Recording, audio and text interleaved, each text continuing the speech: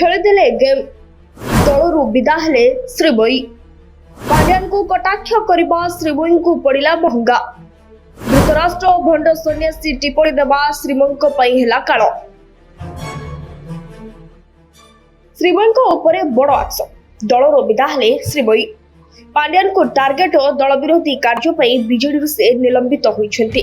କିଛି ଦିନ ପୂର୍ବରୁ ସେ ସୋସିଆଲ ମିଡିଆରେ ଦେଇଥିବା ଟିପ୍ପଣୀକୁ ନେଇ ବେଶ ଚର୍ଚ୍ଚାରେ ଥିଲେ। ମହଙ୍ଗା ପଡ଼ିଲା ଧୃତରାଷ୍ଟ୍ର ଓ ଭଣ୍ଡ ସନ୍ନ୍ୟାସୀ ଟିପ୍ପଣୀ ଦେବା।